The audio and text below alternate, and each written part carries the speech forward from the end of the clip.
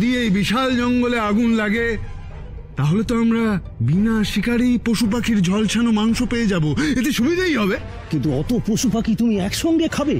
যতটা পারবো ততটা খাবো, বাদ বাকিটা ফেলে দেবো। তবে মানুষ না বাঁচিয়ে তো আর পশু পাখি বাঁচাতে যাব না। দেবদত্ত, এবার তোমার পালা, বলো তুমি কি করবে? আমি বনের পশু পাখিদেরকেও বাঁচাবো, মানুষকেও বাঁচাবো।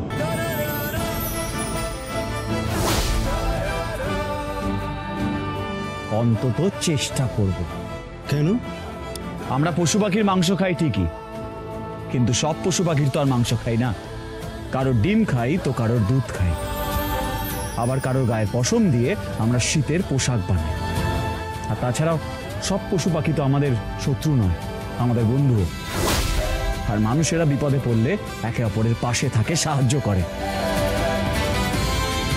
কিন্তু বনের অবলা পশু পাখিদের বাঁচানোর কেউ নেই, তাই আমি পশু পাখিদেরও বাঁচাবো।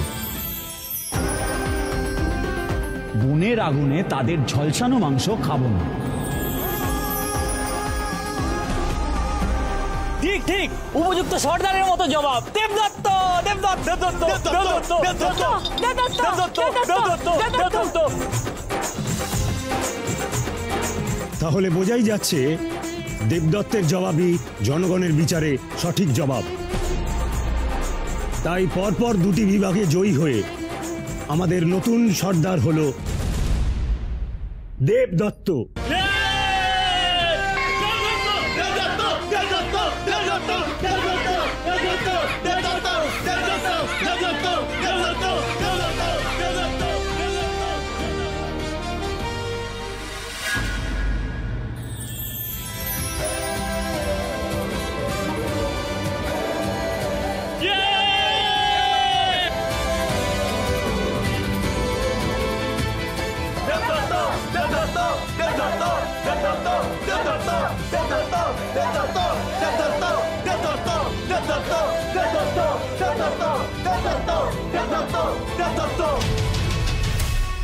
যেভাবেই হোক ওই দেবদত্তকে যদি পথ থেকে সরিয়ে আমি সর্দারের আসনে না বসেছি তো আমার নাম রঘুরাজ নয়।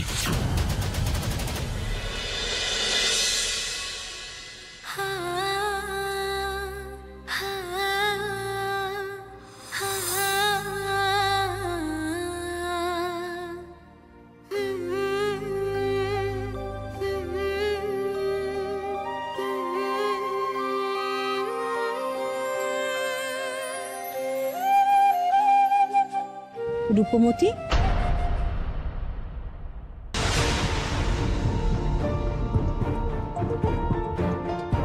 ছোট মা তুমি?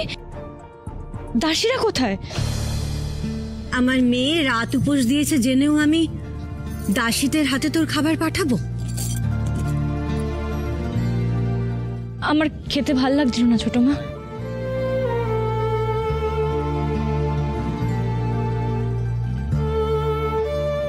সে তো আমি বুঝতেই পেরেছি আমার মেয়ের খেতে ভালো লাগছে না, যে সেই জন্য তো আমি সকাল সকাল নিজে হাতে তোর খাবার নিয়ে এসেছি তোকে খাইয়ে দেব বলে। নে হাঁ কর দেখি। হ্যাঁ,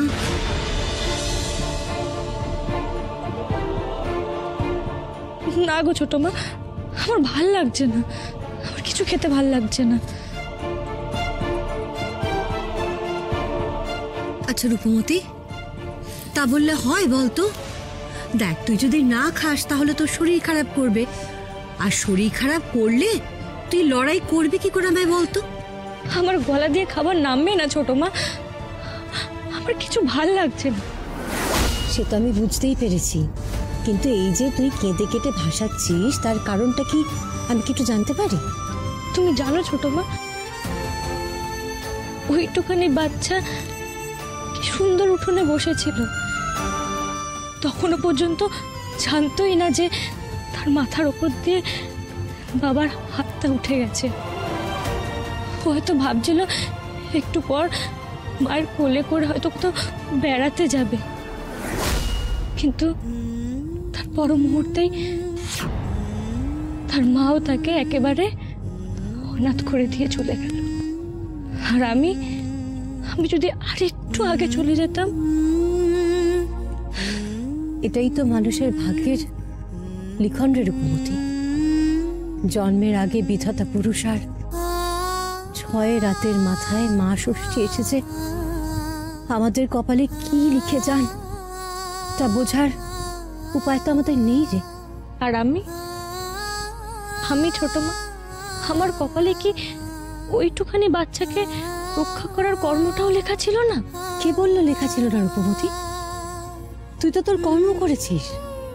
নিজের প্রাণের ঝুঁকি নিয়ে তুই রাজকুমারীর কর্তব্য পালন করেছিস, তাও কিনা সেই মানুষটার পরিবারকে বাঁচানোর জন্য যে আগের রাতে তোর বাবার প্রাণ নিতে চেয়েছিল। এর থেকে মহান কাজ আর কি হয় রূপমতি?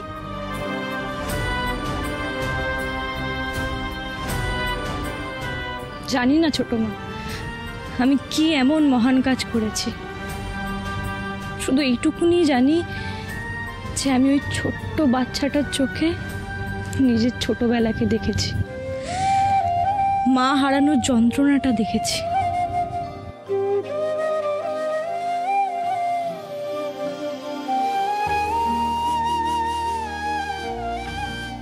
বিধাতা পুরুষ হয়তো সেই মা হারানোর যন্ত্রণা বোঝার সুযোগ করে দিয়েছেন তোকে। এটাও তো অনেক বড় উপলব্ধি বল রূপমতি। কজন মানুষের সেই সৌভাগ্য হয় এই এত বড় একটা উপলব্ধি করার? কজন মানুষের সৌভাগ্য হয়? তাকা আমার দিকে, তাকা। তুই যদি এখন না খেয়ে নিজের শরীর খারাপ করিস তাহলে সেটা বিধাতা পুরুষের ওপর অবিচার করা হয় না বল? লক্ষ্মী সোনা মেয়ে আমার, খেয়ে নিবি চল।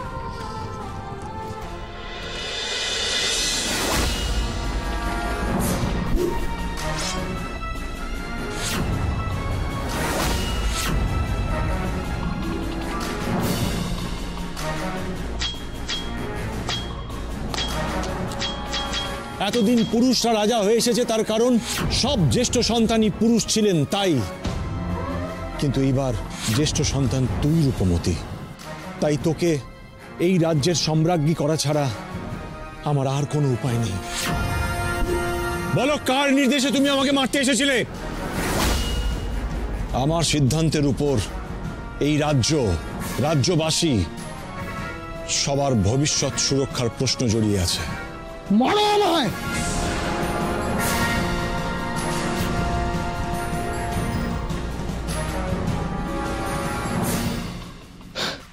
কি হলো? মারো! কি হলো? শুনতে পাচ্ছ না?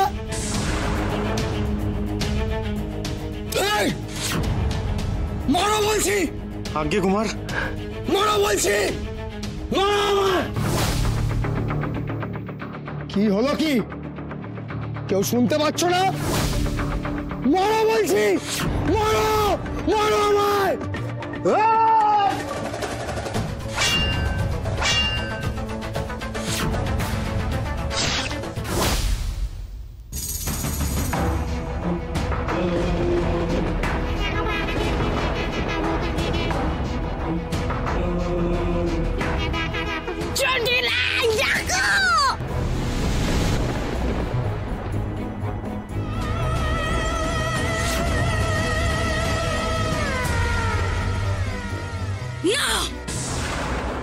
বুটি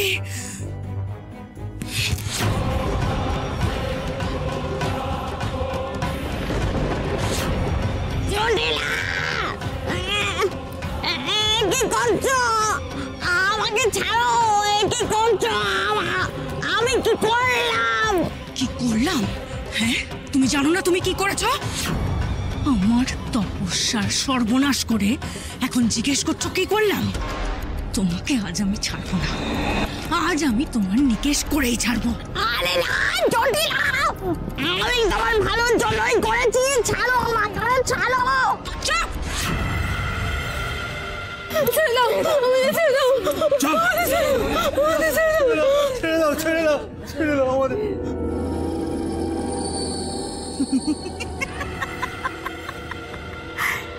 মানুষ, আরে বাবা, মানুষ আবার তাজা তাজা।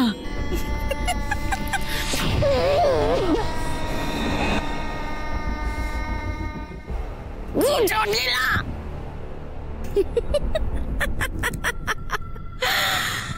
মানুষ, তাজা তাজা মানুষ। কতদিন পর মানুষ খাবো।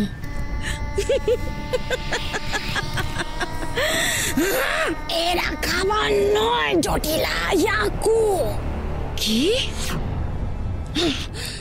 এরা আসলে ওই জাদু কবচ পার করে এদিকে চলে এসেছিল, তাই আমি ভেবেছি যে তোমার খোকস বাহিনী তৈরি করার একটা মোক্ষম উপায় পেয়েছি আমি, জড়িবুটি।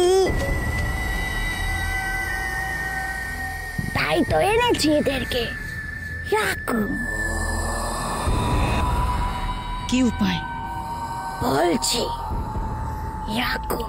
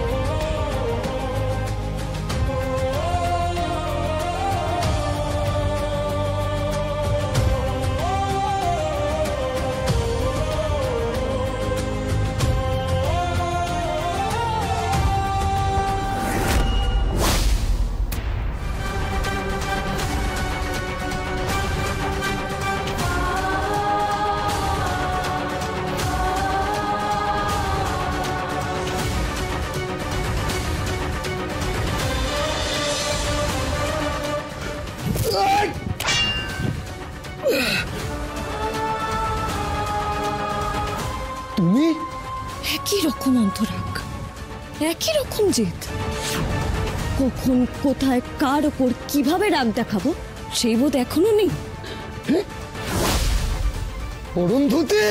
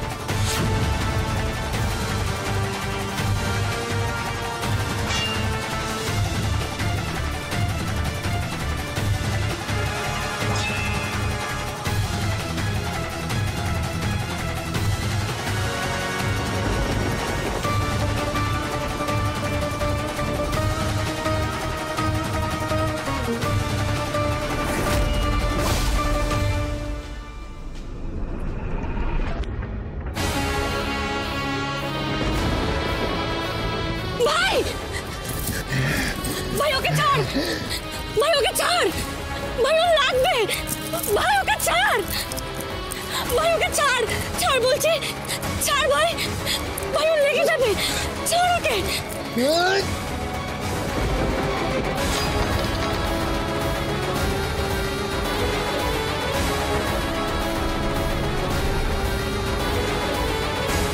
কুমারী কি করছে? কুমারী কি করছে? মহারাজ, মহারাজ কিছু একটা করুন, মহারাজ কিছু একটা করুন, মহারাজ। ভাই কুমার, থামো।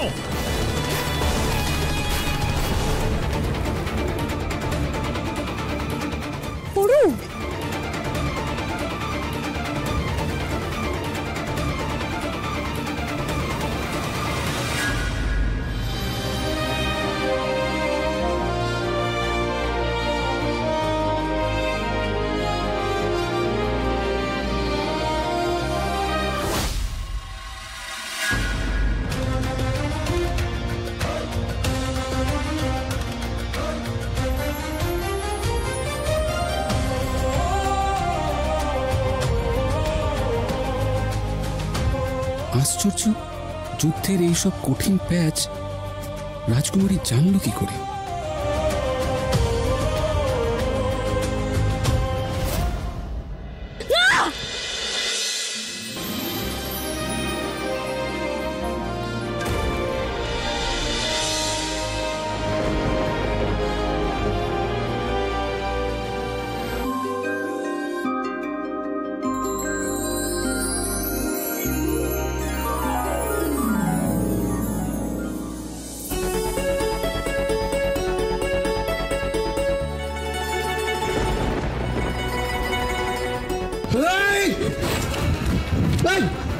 ছাড়ো, আমাকে ছাড়ো।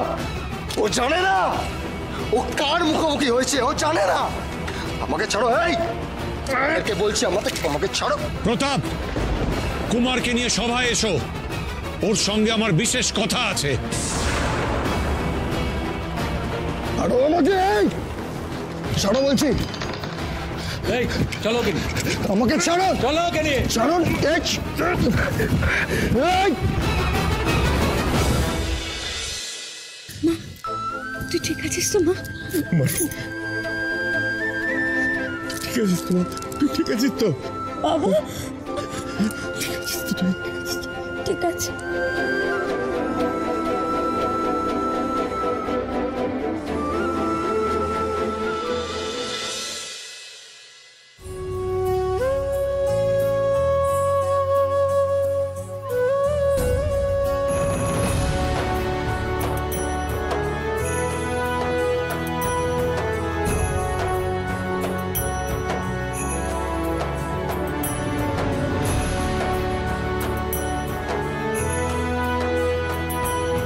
কোথায় চলে গেছিলি তুই?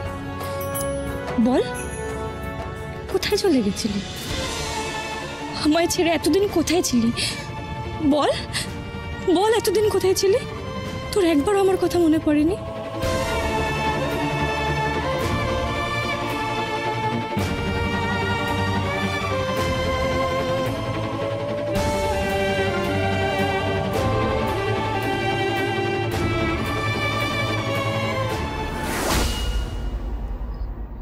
তোমার থেকে আরো বেশি ধৈর্য, আরো বেশি সহনশীলতা আশা করেছিলাম।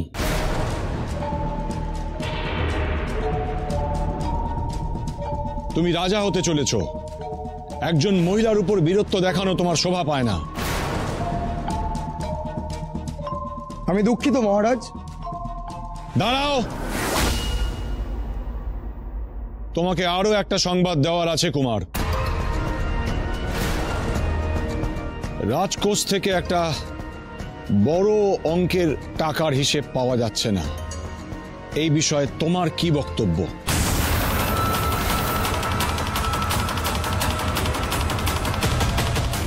রাজকোষাগারের বিষয়ে আমার কি বক্তব্য থাকতে পারে মহারাজ? হ্যাঁ মহারাজ, এ তো কোষাধ্যক্ষকে জিজ্ঞাসা করা উচিত। নিশ্চয়ই করতাম, যদি কুমার রাজকোষের দায়িত্ব নিজে না নিত।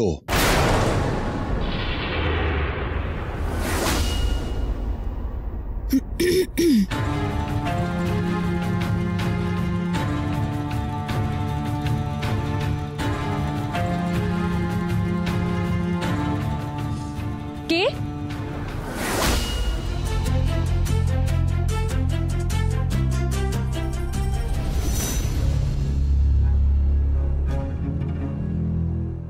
ও তুই? আয়।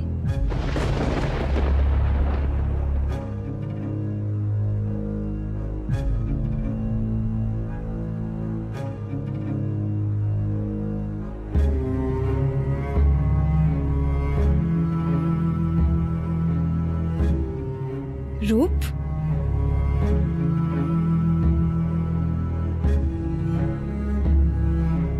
আমার উপর অভিমান করেছিস?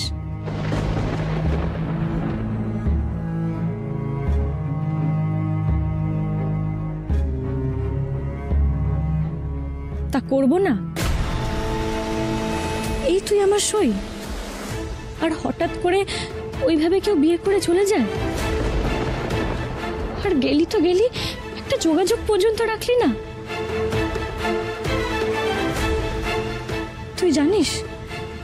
তুই জানিস আমার জীবনে কত কি চলছে, আমি কাউকে বলতে পারি না। সে তো চলবে, এখন তো মন উথাল পাথাল হওয়ারই সময়। তা কি নিয়ে মন উথাল পাথাল শুনি?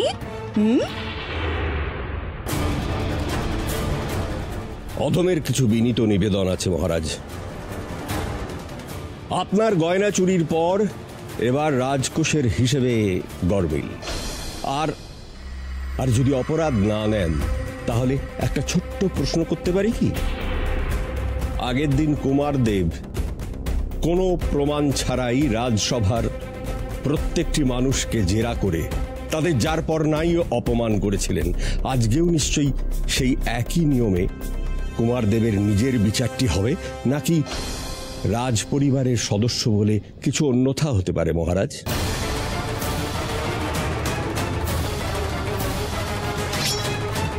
খবরদার অরণি সেন, তোমার মেয়েকে নিয়ে তোমার নালিশ থাকতেই পারে, কিন্তু সেটা হাতিয়ার করে মহারাজের কানে মিথ্যে সন্দেহের বীজ ঢাললে ফল ভালো হবে না। চুপ করো প্রতাপ। বাবা হয়ে নিজের ছেলের অন্যায় গোপন করতে তোমার লজ্জা করছে না?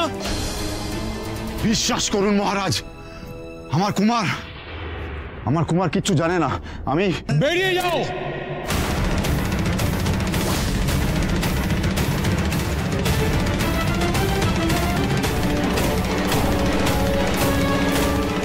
আজ থেকে এই রাজসভায় তোমাদের প্রবেশ নিষিদ্ধ, এ আমার আদেশ।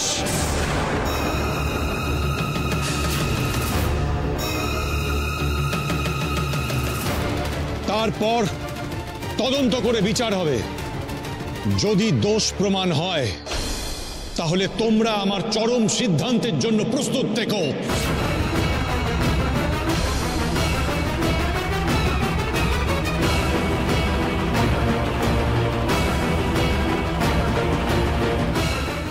এর দাম বাবা মেয়ে দুজনকেই দিতে হবে।